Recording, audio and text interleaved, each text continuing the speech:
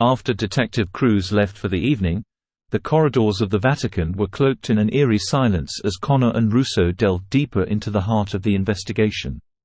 Each step they took brought them closer to unraveling the dark secrets that threatened to shatter the sanctity of the Holy City. Cardinal Delago's warning echoed in their minds as they made their way back to their makeshift headquarters in a discreet guesthouse within the Vatican walls. The weight of the secret order and the potential danger it posed fueled their determination. They knew they were treading on treacherous ground, but the pursuit of truth was an unstoppable force. As they entered the dimly lit room, Connor's gaze fell on the bull, now carefully placed on a table at the center. Its torn halves seemed to mock their every move, a visual reminder of the divided world they had entered. Russo's eyes narrowed as he scanned the room. "Connor, we need to proceed with caution. The Vatican is a maze of secrets, and we can't afford to trust anyone blindly." Connor nodded, her mind racing with possibilities. "Agreed. But first, let's analyze the torn bull. We need to find any clues or hidden messages that might shed light on Rivera's murder and the secret order." They meticulously examined the fragments, their gloved hands gingerly inspecting every inch. Their eyes darted between the delicate calligraphy and faded ink, searching for any irregularities. Hours passed as they scrutinized each detail, their excitement building as they unearthed a series of hidden symbols woven into the bull's intricate design. "This isn't just an ordinary document, Russo," Connor whispered, her voice filled with awe and intrigue. "These symbols, they seem to form a pattern, a code of some sort." Russo's eyes gleamed with anticipation. "If this is a code, deciphering it could be the key to unlocking the truth. We need to find someone skilled in cryptography, someone who can help us crack this puzzle."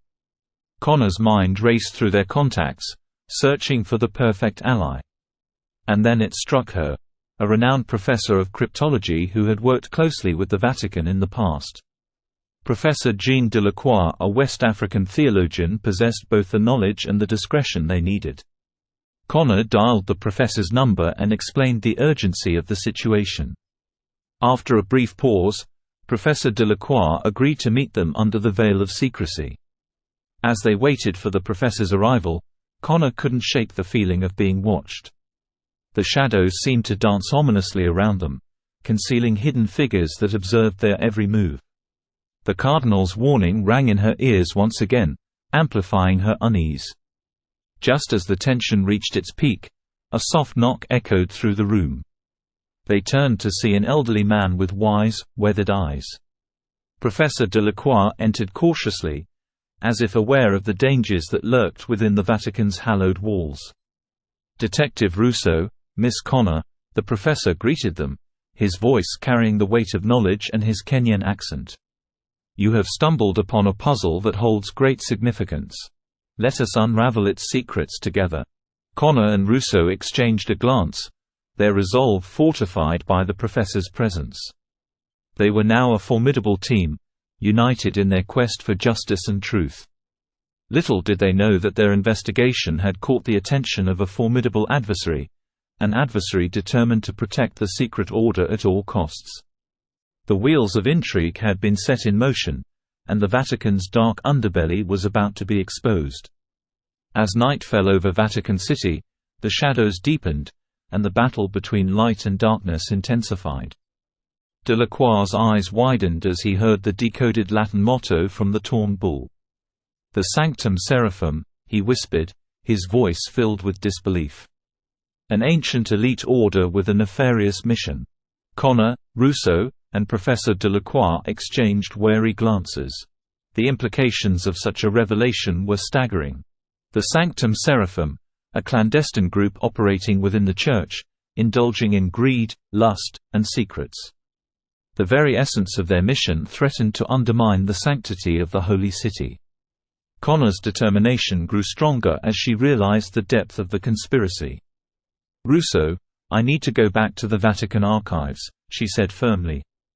"I must search for any historical records or documents that shed light on this order and reveal who is currently operating within the Church under its guise." Russo nodded, concern etched on his face. "Be careful, Connor," he warned. "The Vatican's dark underbelly runs deep, and those who protect this secret order will not hesitate to stop us." "I know," Connor replied, her voice resolute. "I won't let fear deter me. I will uncover the truth and expose those responsible." With their plan set in motion, Connor left the Vatican Library, her footsteps echoing through the empty corridors as she made her way to the secret vaults. The vaults held centuries of hidden knowledge and secrets, and she was determined to find the answers they sought. As Connor descended into the depths of the Vatican's secret archives, the air grew heavy, laden with the weight of history. She carefully searched through ancient manuscripts, meticulously examining each document for any mention of the Sanctum Seraphim. Hours turned into days as Connor immersed herself in the vast repository of information.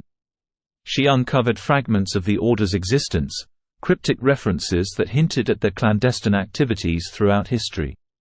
The realization that they had operated in the shadows for centuries sent shivers down her spine. In a hidden corner of the vaults, Connor stumbled upon a journal from the 18th century. Its aged pages revealed the identities of key figures within the Sanctum Seraphim and their malicious deeds. The names sent shockwaves through her, implicating influential individuals within the church hierarchy. Knowing she had struck gold, Connor reached for her phone and dialed Russo's number. "Russo, I've found something.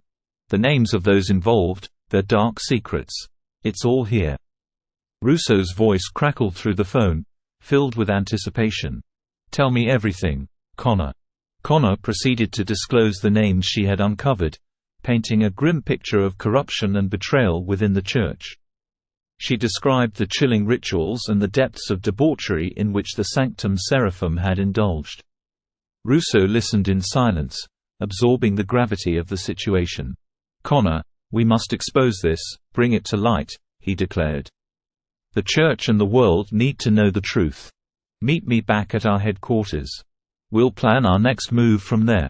Connor's heart raced as she sensed a male figure approaching, masked and poised to attack. In a split second, her training and instincts kicked in, and she prepared herself for the imminent struggle. The masked intruder lunged at her with a gutting knife, shouting the ominous words, "Sanctum Seraphim." Connor's mind raced, realizing that she had stumbled upon a member of the very order they were fighting against. She fought back with every ounce of strength, desperately trying to defend herself and maintain control of the situation.